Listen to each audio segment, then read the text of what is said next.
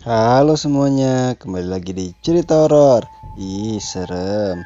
Cerita horor kali ini episode ke-94 yang berjudul Nyaris Jadi Tumbal Buto Ijo.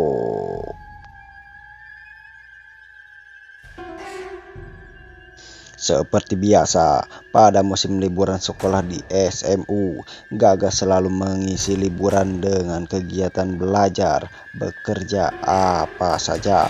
Di samping untuk pengalaman, juga bisa mendapat upah untuk jajan. Gaga dan temannya termasuk anak yang berbakat di sekolahnya, sehingga dia tidak kesulitan dalam melamar pekerjaan. Saat liburan sekolahnya, seringkali dia isi dengan kegiatan magang bersama dengan temannya. 4 tahun yang lalu, tepatnya tahun 2008, liburan sekolah pada bulan puasa Ramadan, Gaga bersama teman sekolah sepakat bekerja pada sebuah CP. Persisnya bergerak di proyek pemasangan sambungan rumah instalasi listrik di suatu desa di Kabupaten Purwokerto, Jawa Tengah. Sesuai kesepakatan, mereka berangkat sore hari menuju lokasi dan sampai pada pukul 23 malam waktu Indonesia Barat. Esok harinya, mereka mulai bekerja memasang instalasi listrik dengan lancar tanpa gangguan dan halangan apapun. Esok harinya, mereka mulai bekerja memasang instalasi listrik dengan lancar tanpa gangguan dan halangan apapun. Setelah selesai pada tengah hari, mereka menuju rumah selanjutnya. Pada rumah yang besar dan sangat kaya untuk ukuran penduduk setempat ini, kami diterima oleh seorang wanita setengah baya. Dengan ramah, si wanita menunjukkan seluruh ruangan yang akan dipasang instalasi. Dalam hati, Gaga berdegak kagum. Mengapa di desa terpencil seperti ini ada orang sekaya ini dengan perabot rumah yang serba mewah? Akan tetapi, Gaga sedikit heran sebab ada salah satu ruangan yang tidak boleh dibuka dan dipasang instalasi listrik. Setelah lokasi pemasangan ditentukan, segera mereka mengerjakan pekerjaan mulai dari bawah dengan pembobolan tembok untuk menanam kabel. Pekerjaan bawah selesai dan seterusnya mereka mengerjakan bagian atas sampai menjelang sore hari belum selesai. Gaga melihat jam tangannya. Lantas ia mengatakan kepada temannya agar berhenti dahulu. Mereka akan melanjutkan nanti setelah berbuka puasa karena tinggal sedikit. Setelah selesai berbuka puasa, mereka segera melanjutkan pekerjaannya hingga jam 10 malam. Pekerjaan sudah selesai semua, tetapi sebelumnya nyonya rumah menawarkan agar mereka mau menginap dan makan sahur di rumahnya. Tepat pukul jam 10 lewat 16 detik, mereka berempat menuju rumah tersebut. Diajak ke salah satu ruangan untuk tempat tidur mereka. Dengan beralaskan papan dan tikar mereka mencoba untuk tidur karena kecapean kerja. Tidak begitu lama mereka pun tertidur. Kurang lebih jam 1 mereka terbangun karena merasakan dinginnya angin yang berputar kencang di ruangan tersebut. Mereka heran dan tertegun. Padahal ruangan itu tidak ada ventilasinya dan semua jendela tertutup rapat. Angin dari manakah? Tanya Gaga.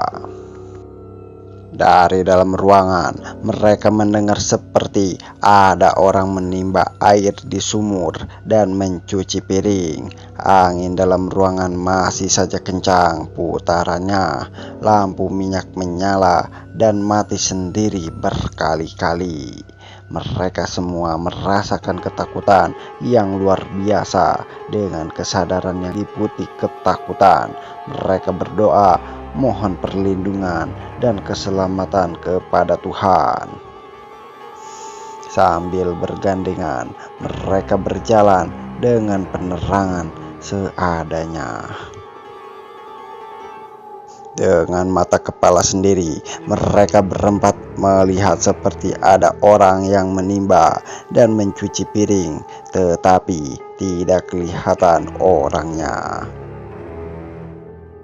Beberapa meter dari sumur, Gaga menoleh ke belakang. Betapa takutnya, di pinggir sumur ada makhluk tinggi, besar, hitam, sedang duduk menyeringai ke arahnya, memperlihatkan taring dan matanya yang merah bagaikan api. Gaga berteriak. Kemudian Gaga membaca ayat kursi beberapa kali. Makhluk itu pun menghilang. Sampai di ruangan tengah, Nyonya rumah keluar dan meminta agar mereka tidak pulang dan makan sahur dahulu. Pada saat itu, batin Gaga serasa ketakutan yang dalam. Karena Nyonya itu ternyata tidak menginjak tanah, seperti terbang. Waktu berjalan, Nyonya rumah tersebut tidak menimbulkan suara. Tanpa memperdulikan keadaan, Gaga menolak ditariknya teman-temannya untuk segera meninggalkan rumah tersebut.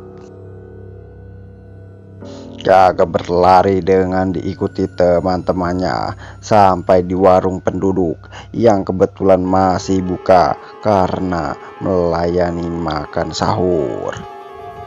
Lantas, Gaga menceritakan semua kejadian itu.